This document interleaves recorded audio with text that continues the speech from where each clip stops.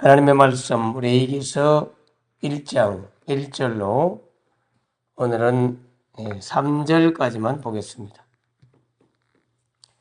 레위기서 1장 1절로 3절 말씀까지 찾았으면 한 음성으로 같이 읽겠습니다.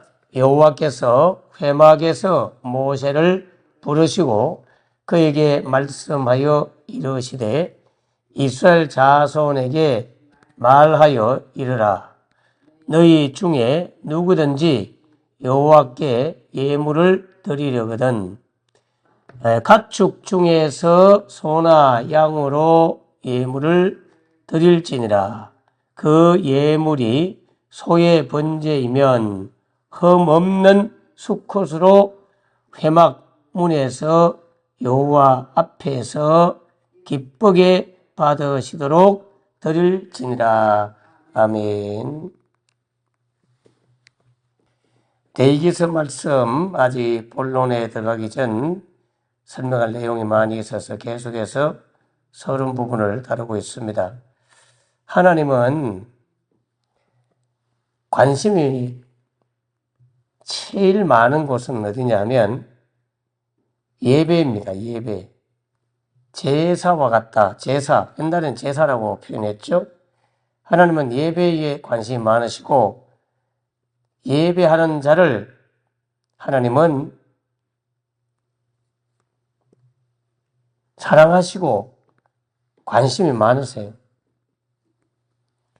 성경 이 분량을 봐도요, 가만히 보면 이 성경을 기록한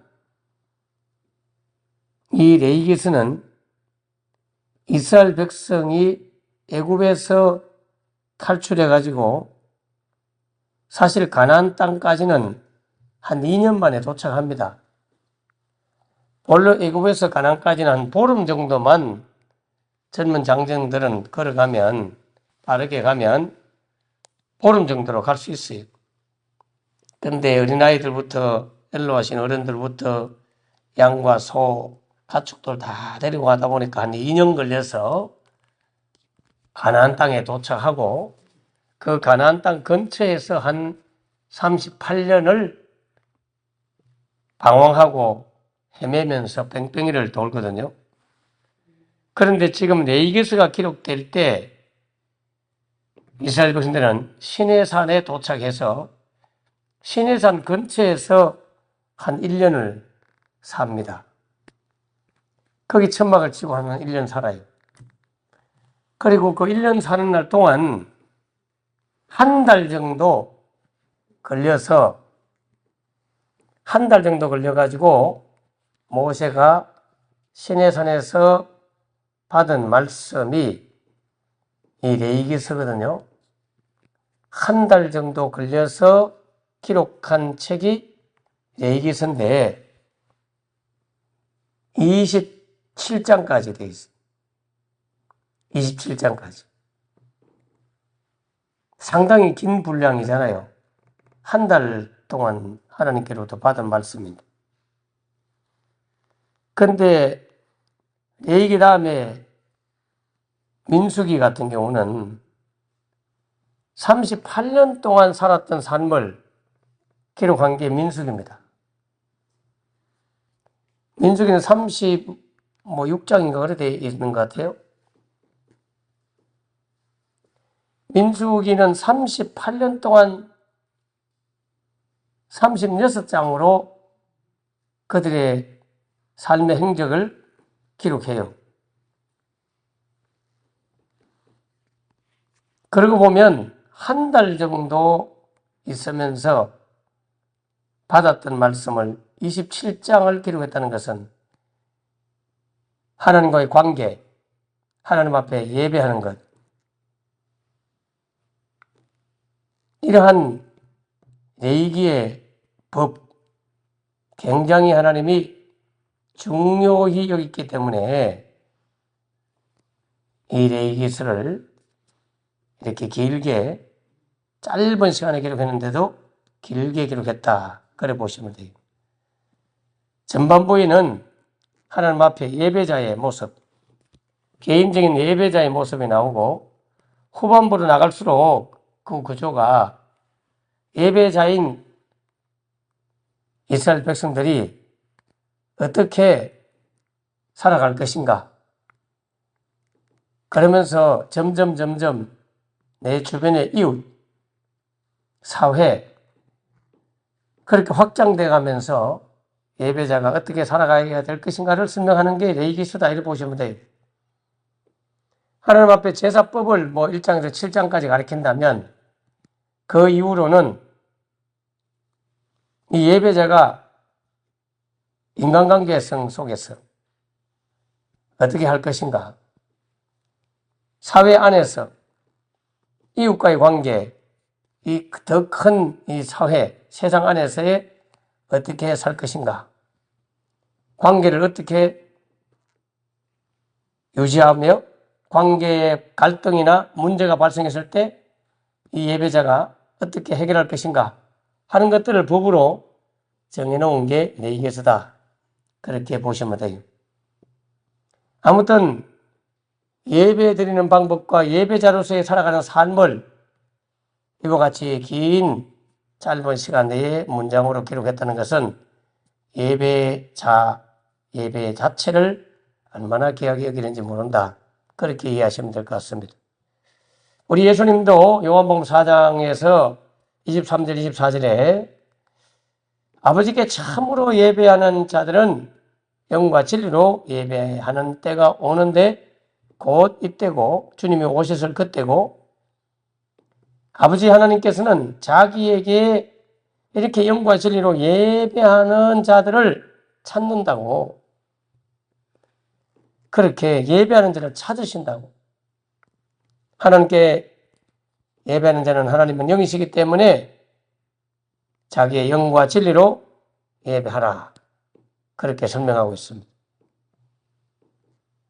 예수님은 단순히 제사가 아니라 예배자의 중심, 영과 진리죠. 예배자의 중심에 관심이 있다는 분명한 말씀이라고 볼 수 있어요. 요한계시록도 보면 마지막 때가 되면 모이기를 패하고 예배하는 것을 등한시 여기는 사람들이 많이 나온다. 그러나 계시록 7장 9절에서 10절에 보면 셀 수 없는 무리, 모든 나라와 족속들, 백성들, 방언에서 나온 그런 자들이 보호자 앞과 어린 양 앞에서 구원하심이 보호자에 앉으신 우리 하나님과 어린 양께 있도다 하고 찬양하면서 예배하는 장면이 나와요. 마지막 때의 모습도 하나님 앞에 찬양하며 예배하는 모습이 나오고요. 계시록 11장 1절 같은 경우는 또 내게 지팡이 같은 갈대를 주며 말하기를, 이 당시에 지팡이 같은 이 갈대는 청량기구예요. 청량, 길이를 재거나 하는 자와 같단 말이에요. 청량기구인데 그 갈대 청량기구를 주면서 하나님이 뭐라고 말하냐면, 일어나서 하나님의 성전과 제단과 그 안에서 예배하는 자들을 청량하되, 이래 나와요. 여기서 청량하다 하는 이 단어 자체가 메트레오라고 하는 단어인데요. 이 단어는 계산한다는 뜻이, 재다는 말이 되는데요. 계산하다, 이 말은 다른 말로 무슨 말이에요? 헤아린다는 뜻이에요. 숫자를 헤아려갖고 몇 명인가 이렇게 손꼽아 지으면서 계산한다, 이런 뜻이에요. 예배하는 자를 헤아린다. 하나님은 단순히 건물 크기를 재는 그런 청량기구를 사용하는 것이 아니라 하나님의 거룩한 존전 앞에서 예배하는 자들을 하나님께서 헤아리고 계신다, 그 수를 세신다는 뜻으로 그렇게 말씀하고 있습니다. 오늘 이 아침에도 현장에서 예배하든지 나중에 말씀을 들으며 영상으로 예배하든지 하나님은 예배하는 자를 꼭 기억하시고 헤아린다는 사실을 깨달으시기 바랍니다. 자, 이와 같이 예배를 굉장히 중시 여기는데 창세기에 보면 이 제사 드리는 예배 드리는 방식이라 할까요? 방법이라 할까요? 그게 비공개 처리되어 있어요. 여러분 창세기에도 제사가 다 나옵니다. 제사 드렸다는 내용이 나오지만 제사 방법은 비공개라 공개가 안 돼 있어요. 어떻게 드렸는지를 몰라요. 창세기를 보면. 여러분 제일 잘하는 예배의 모습은 가인과 아벨의 예배가 나오죠. 가인과 아벨의 제사가 나오잖아요. 가인과 아벨이 제사를 드렸다고 하는 것은 아담과 하와가 하나님 앞에 제사를 드렸기 때문에 그걸 보고 배웠다고 보면 돼요. 그렇게 보고 구준으로 내려가던 그 제사가 계속해서 노아의 제사가 나오죠. 예.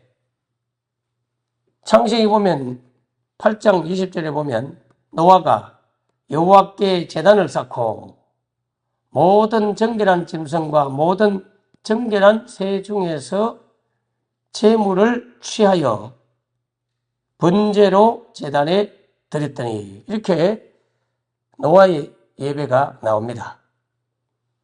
노아만이 아니죠. 그 이후로 굵직굵직한 분들, 아브람, 창세기 12장 하나님께로부터 부름을 받은 아브람은 이것저것 이사 갈 때마다 제단을 쌓았더라. 가는 곳곳마다 예배를 드렸어요. 창세기 12장 7절에 보면 여호와께서 아브라함에게 나타나 이르시되 내가 이 땅을 내 자손에게 주리라 하신지라. 자기에게 나타나신 여호와께 그가 그곳에서 제단을 쌓았다. 주님이 나타나셔서 하나님 말씀을 전해주자 그곳에서 제단을 쌓았다는 거예요. 그리고 이것저것 가는 곳마다 제단을 쌓았더라. 이런 구절들이 나와요. 아브라함도 제사를 참 예배를 잘 드렸어요. 그러다가 이삭이 태어나자마자 예배를 소홀히 여기고 예배를 잘 안 드려요. 예배됐다는 기억이 안 나와요. 기록이 없어요. 그래서 하나님은 야 이삭 때문에 너 예배 안 드리는구나. 이삭한테 푹 빠져가지고 너 예배 안 드리는구나. 이삭 갖다 바쳐. 나한테 갖다 바쳐. 우리는 핑계를 대고 예배를 잘 안 드리죠. 이것저것 핑계 대면서 예배를 잘 안 드린다.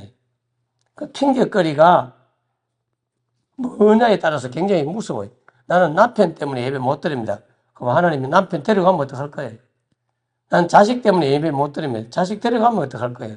자식 없으면 예배 잘 드릴래? 남편 없으면 예배 잘 드릴래? 이런 말이 되기 때문에 굉장히 무서운 거예요. 절대로 여러분 예배를 핑계대면 안 돼요. 부모님 때문에, 근데 부모님 데려갈게요, 그러면. 예배 잘 드리라. 그러면 어떡하려고 핑계를 대냐고요. 절대로 핑계대지 말고 힘을 다하여 애써서 힘써서 예배를 드리시기를 주 이름으로 축원합니다. 예배는 진짜 열심히 드려야 돼요. 여러분, 이 아브람뿐만이 아니에요. 이삭도 창세기 26장 25절에 보면 이삭이 그곳에서 제단을 쌓아 여호와의 이름을 부르며 거기 장막을 쳤더니 이삭의 종들이 거기서부터 우물을 봤다. 이삭도 제단을 쌓습니다.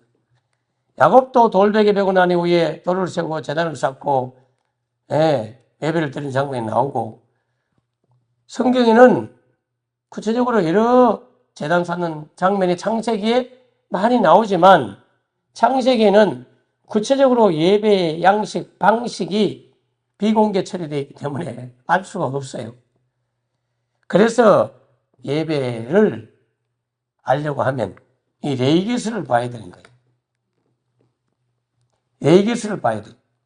근데 이 레위기서는 기록한 이유가 어제 설명했듯이 출애굽시키고 난 이후에 하나님이 같이 살고 싶어서 하나님이 거하시려고 하나님 품 안으로 불러내서 하나님이 임재를 통해서 같이 살려고 이스라엘 백성들에게 불렀는데 부정탄 인간이 하나님과 같이 살면 사람은 죽게 되는 거예요. 마치 이글대는 태양과 같다 이랬어요, 제가.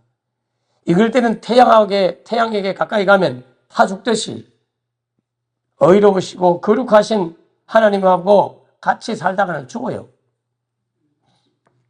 하나님은 같이 살고 싶은데 인간들이 선악과를 따먹은 난 이후에 죄인이 되었으므로 같이 살 수가 없는 거예요. 그래서 이 죄인들이 하나님의 임재 앞에서 안전하게 살 수 있도록, 하나님 앞에 안전하게 나와서 살 수 있도록 그 방법을 가르쳐 준 것이 뭐냐? 바로 예배입니다. 예배. 제사제도. 제사를 통해서 죄사함을 받고 속죄를 받으면 하나님 앞에 살 수 있는 거예요. 하나님과 같이 살 수 있는 거예요. 죄사함, 속죄를 위한 제도, 그 제사 제도가 기록된 이유가 그래서 있는 거예요.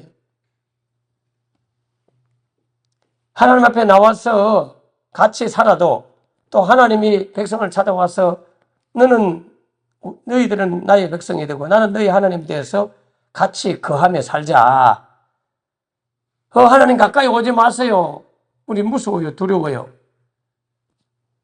하나님의 그 어마어마하신 거룩함 앞에 타서 죽을 수밖에 없는, 심장이 막 두근대가지고 심장이 터져서 죽을 수밖에 없는 두려움이 있단 말이에요. 그걸 없애기 위해서 죄사함을 받는 방법을 알려준 거예요. 그래서 거룩하게 되어가지고 하나님 앞에 나오도록,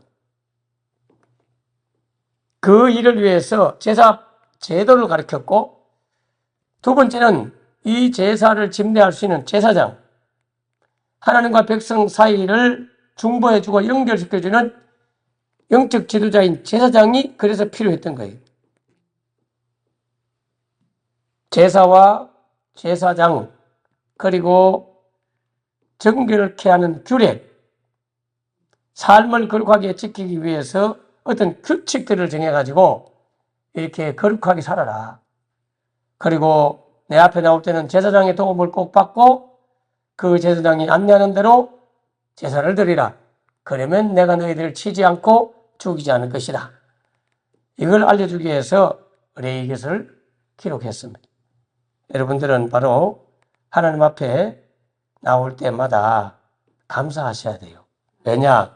지금은 대제사장, 영원한 대제사장이신 예수님의 도움을 받고 그 대제사장 예수님께서 진짜 예배하는 방법인 영과 진리로 예배하는 방법을 알려주었고, 그 영과 진리로 예배하도록 하기 위하여 당신이 십자가에 죽으심으로 우리를 죄 용서하시고 제사함 받게 하시고, 그래서 거룩한 의로운 자로 만드셔서 하나님 앞에 마음껏 나와서 예배하고 어디서든지 하나님 앞에 기도하고 하나님께 성령의 임재를 기도하는 사람으로 만들어주신 분이 예수님입니다. 그래서 우리는 지금 주님 임하시옵소서, 성령님 임재하시옵소서, 그렇게 주님의 임재를 구할 수 있는 예배자가 되었잖아요. 구약시대 이스라엘 성도들은 감히 하나님 찾아와 주세요, 하나님 임재해 주세요, 그 말은 죽을 각오를 하는 말이에요. 죽겠다는 말이에요. 그런 말 할 수가 없어요. 우리는 하나님의 임재를 언제든지 구할 수 있잖아요.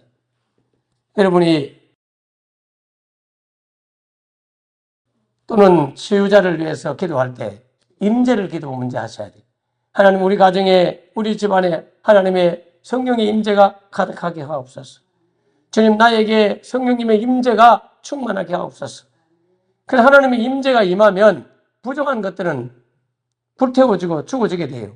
저도 끊임없이 치유기도를 할 때마다 주님, 주의 보혈로, 성령의 불로 임재하시옵소서. 그래서 불로서 태우시고 보혈로 씻기시고 고쳐주십시오. 그렇게 기도하잖아요.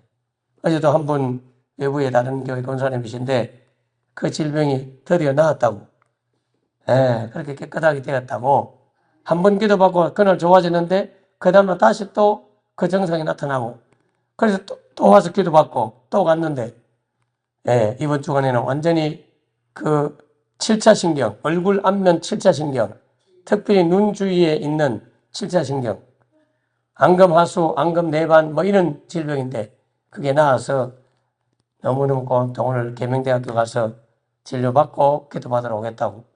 그것은 바로 하나님의 거룩한 영이 임재할 때 그 질병을 하나님이 태우고 정결하게 하고 깨끗하게 해서 하나님의 함께 하심으로 그런 치유가 나타나는 것이죠. 여러분이 이러한 기도의 제목 응답을 받고 싶으면 이제는 예수의 보혈의 피를 의지하고 예수님의 피를 의지해서 주님 때문에 내가 죄상을 받고 의롭게 된 의인이 되었사오니 나에게 임재하셔서 나를 고치시고 새롭게 하시고 우리 가정을 새롭게 하시고 우리를 변화시켜 주십시오. 그렇게 하나님의 임재를 구할 수 있도록 허락하는 방법 중에 하나가 제사규례요, 제사장이요, 또 삶의 규칙이요. 이걸 위해서 레위기를 주었다는 걸 알고 레위기를 볼 때마다 하나님 앞에 같이 살 수 있도록 허락하기 위하여 구약시대 때는 이 방법을 허락해 주었구나. 그래서 이 방법은 그림자고 실제 완성품으로 오신 분이 예수님이시구나. 이렇게 깨달으시기를 바랍니다. 기도하겠습니다. 하나님 아버지 은혜와 사랑을 감사합니다. 이 아침에도 주님 앞에 나와 마음껏 예배하고 마음껏 기도하고 마음껏 하나님의 임재를 구할 수 있도록 해 주셔서 감사합니다. 우리 인생의 문제 또 여러 가지 기도의 제목마다 하나님이 임재하여 주시옵소서. 예수의 피를 의지하고 기도하오니 임재해 주셔서 새롭게 하시고 고치시고 해결하여 주시옵소서. 박우수 지사님 오늘 병원 진료를 받고 잠시 또 입원할 것 같습니다. 하나님이 도우셔서 동행하시고 임재하셔서 치료하시고 고치시옵소서. 김정순 비군사님은 병원에 가신 것 같습니다. 연락이 되지 않으나 우리 주님은 아시오니 주께서 아시고 그와 동행하시며 함께 하시고 역사하셔서 마지막까지 주님 붙들고 살다가 천국 갈 수 있도록 하나님께서 건강을 주시고 총기를 다하시고 보호하여 주시옵소서. 이 아침에 나와 기도하는 분들을 하나님께서 일일이 안수해 주시고 기억하시고 축복해 주셔서 기도의 제목 가운데 응답해 주시고 하나님 오셔서 우리 예배를 받으시고 우리 가운데 임재해 주십시오. 예수의 피를 의지하고 기도하는 저들 되도록 진정한 예배자가 되게 하여 주옵소서.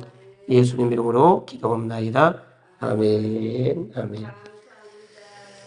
예, 우리 박원석 주사님 오늘 병원에 갈 거고요. 김정은 구사님은 동생분 전화를 아무리 해도 받지도 않고 그래서 문자를 남겨놓았는데 답이 없어요. 아무튼 여러분 기도해 주시고 소식 있으면 알려주면 좋겠습니다. 다 같이 오늘도 하나님 나를 예배자로 불러주셔서 감사합니다. 예배하는 가운데 만나주시고 여호와 앞에서 제사를 드릴지니라. 오늘 성경에도 그렇게 되어 있었는데요. 오늘 여호와 앞에서 기도하는 여러분 되기를 바랍니다. 다 같이 주여 기도합니다. 주여 함께하여 주셔서 예배자로 살기 부족함이 없기로 인도하여 주시옵소서. 예배할 때마다 오셔서 빛으로 임하셔서 어둠은 떠나가고 부족한 것도 다 태워지고 질병도 떠나가고 고침받고 새로워지도록 역사하여 주시옵소서. 불면증에서 해방되도록 도와주시고 입맛도 있게 해주시고 하나님 앞에 거룩하게 살 수 있도록 주님이 도와주시옵소서. 주님 감사합니다.